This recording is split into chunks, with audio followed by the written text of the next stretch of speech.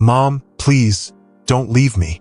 That's what Whitney Houston whispered into the phone just hours before her body was found submerged in a Beverly Hilton bathtub. Her mother, gospel legend Cissy Houston, never spoke of that call again. For 13 years, she refused to say what Whitney told her, or what she heard in the background before the line went silent. No one pressed her. No one dared. Until now. Because this week, a private letter from Cissy, never published, never aired, and never meant to be seen, was found in a sealed envelope inside her estate papers. And what it reveals changes everything. What did Whitney say that night? Why did Cissy hang up? And what chilling sentence did she scribble in the margin? Twice, that she was too afraid to admit. Until after her death. This wasn't just a tragic accident. This was Whitney's final call for help. And no one answered. The afternoon sun was still high when Whitney Houston arrived at the Beverly Hilton Hotel on February 11, 2012. To the public, she seemed focused, even upbeat.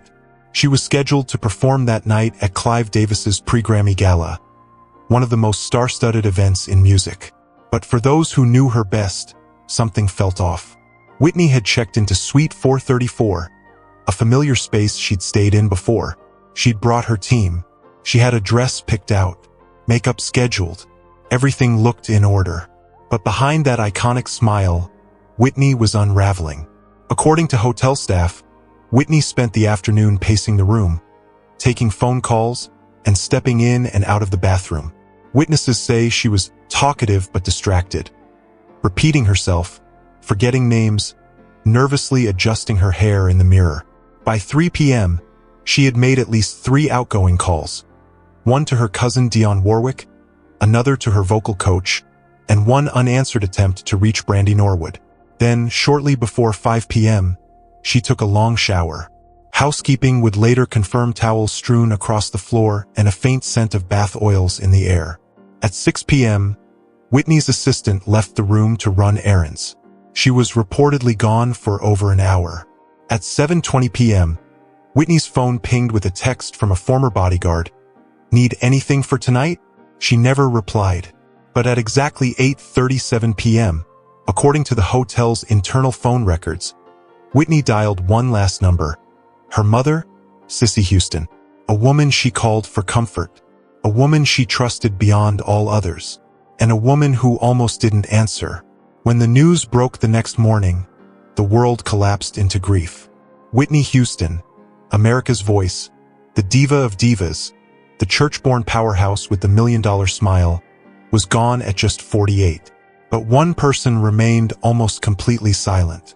Cissy Houston, the gospel matriarch who had shaped Whitney's earliest notes in the choir pews, refused all interviews for nearly a year. When she finally emerged, her eyes were tired. Her tone was steady. And when Oprah asked her point-blank if she knew what had happened that night, she only said, "I wonder if I could have saved her somehow." Her voice cracked, but she didn't elaborate. In 2013, Cissy released a memoir, Remembering Whitney, which was intended to be her way of processing the loss. But nowhere in the book did she mention the 8:37 p.m. phone call. In fact, she made almost no mention of that night at all. Privately, family members said Cissy couldn't bring herself to speak about it. Not with friends. Not with pastors. Not even with Whitney's siblings. And yet, something was written down.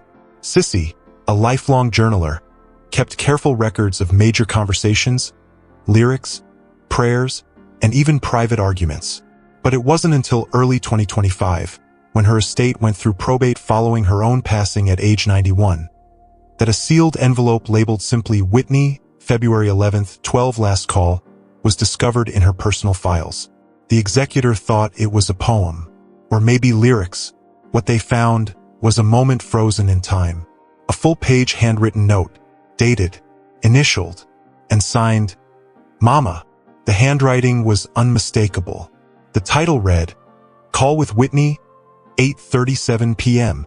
And for the first time in 13 years, the truth Cissy never dared to say out loud was right there on paper. According to Cissy's notes, the call lasted 9 minutes and 43 seconds. No recording exists. There's no official transcript. But the page, now part of the estate's public inventory, offers a haunting, beat-by-beat breakdown of Whitney's final conversation with her mother. The opening line is heartbreakingly casual. "Hey, Mama, you prayin'?" Cissy wrote that Whitney sounded tired, slow. Her speech wasn't slurred exactly, but she was drawing out her words, as if she needed time to think between each one. "I been sittin' in the tub," Whitney said, "just thinkin' about Jesus, thinkin' about Bobby." Cissy told her daughter to get some rest, that she'd be fine for the show, that she'd call again in the morning. But Whitney didn't move on. She mentioned water several times, said she was warm, but kind of floaty, said she couldn't find her robe. And then, out of nowhere, at exactly 8 minutes and 17 seconds, according to Cissy's handwritten timing, Whitney whispered, "Mama, don't leave me." Cissy, confused, asked, "What do you mean, baby?" "I'm not going anywhere." There was silence, then a sudden shift in the background. Cissy wrote that she heard what sounded like a knock on the hotel door, followed by muffled voices. A woman, then a man, then a splash. "Whit," she said. "Whitney," no answer. Then a soft gasp, a long, shuddered breath, and finally, the line went dead. Now here's where things turn chilling. At the bottom margin of the page, beneath her signature, Cissy wrote a second sentence. It's not part of the main call transcript. It's scrawled almost like a footnote, twice circled in blue pen. That sentence reads, "Bobby K said call back at 9. She was in the tub." Just 11 words, but they hit like a punch to the chest. Because Bobby Christina, Whitney's daughter, was at the hotel that night. She had spoken to someone on staff around 8:30, and she had told her grandmother Whitney was fine and just relaxing in the bath. Cissy, assuming everything was okay, hung up the phone. She waited. She never called back. That's the moment she carried in silence for 13 years. Not just the words Whitney whispered, not just the sound of a splash, but the decision, the split-second choice to hang up and not call back. And for a mother who had spent her entire life trying to protect her daughter from the industry, from addiction, from isolation, that single decision became her private punishment. At first, no one thought much of that final sentence. Bobby K said call back at 9. She was in the tub. But for those familiar with the Beverly Hilton timeline, that one note, scrawled in the margin of Cissy's letter, hit like a ticking clock that had been ignored. Why? Because the coroner's report would later estimate Whitney's time of death between 3:50 p.m. and 4:20 p.m. Yet multiple staffers reported seeing her alive well after 6 p.m., even chatting with her assistant at 7:30. One witness said she was humming to herself in the hallway around 8. But no one had ever placed a phone call during the final hour that included the sound of a splash and silence. Until now, Cissy's handwritten note reframed the entire timeline. If Whitney told her mother, "Don't leave me," and then the phone went quiet, and Cissy believed she was just relaxing in the bath and agreed to call back at 9, then that means there were precious minutes, possibly dozens, where Whitney may have been struggling, alone, and no one checked. Not a single knock, not a second call, not even a wellness check until almost an hour later, when her assistant finally returned and found her face down in the water. The heartbreak is not just in what happened, it's in what could have happened if Cissy had redialed sooner. Now, to be clear, Cissy wasn't even in Los Angeles. She was back east. She couldn't physically intervene, but she had the power to act, to make a call, to alert someone in that hotel suite. And she didn't, because she didn't understand what she had just heard, because she believed her granddaughter when she said Whitney was just in the tub, because, like so many mothers, she believed everything was okay, until it wasn't. And so, for 13 years, Cissy Houston lived with a guilt she never voiced publicly. She kept that note buried. She never blamed herself on camera. But in private, those 11 words followed her to her grave. Call back at 9. She was in the tub. That was the moment, the chance, the one window where someone might have saved Whitney. We'll never know for sure if that was the turning point. But now we know it existed. And for Whitney fans, millions of them across the world. That small detail shattered the narrative they believed for over a decade. Because Whitney didn't just slip away quietly. She called her mother. She asked for help. And nobody came. It didn't take long for the fallout to begin. Within 3 hours of the probate letter going public, the phrase, "Don't leave me," began trending worldwide. By the end of the day, #JusticeForWhitney was the #1 tag on X. Fans were livid. Not at Cissy necessarily, but at everyone around Whitney. The hotel staff, the bodyguards, the music executives who kept pushing her toward the stage. And especially the people who heard her that night and chose to do nothing. Radio shows ran marathon call-in segments. Talk show hosts cried on air. One former backup singer even broke down during a live interview, saying, "She reached out. She called someone. She said something, and no one took her seriously."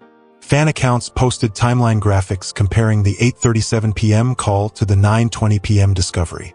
They pointed out the 43-minute gap.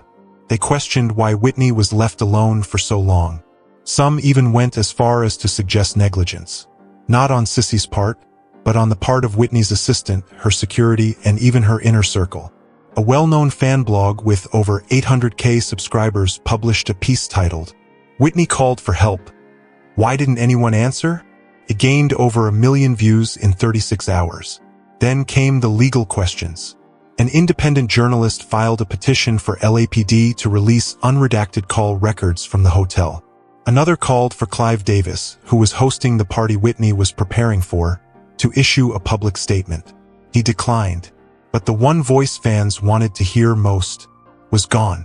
Cissy had passed just weeks earlier. She would never defend herself, never explain that decision, never tell us whether she thought her daughter was actually in danger or just tired.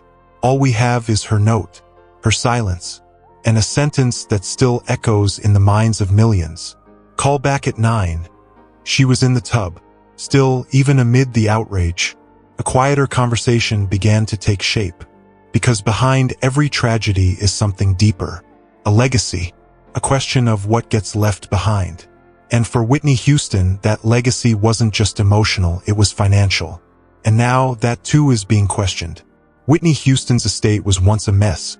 Conflicting wills, delayed trust fund payouts, and more than one lawsuit from former business managers. But in recent years, things had begun to stabilize. Posthumous album sales brought in millions. The 2022 biopic, I Wanna Dance with Somebody, introduced her story to a new generation. And her voice, remastered, remixed, and reissued, never really left the airwaves. But after this letter surfaced, that legacy got complicated again. For one, new attention is now being paid to Whitney's final recording sessions, reportedly done just days before her death. Her estate had teased the release of Never Heard vocals from February 6th and 7th, 2 tracks believed to have been recorded on a portable rig in her hotel room. One of those tracks is rumored to include a spoken word intro. 3 words, "Don't leave me."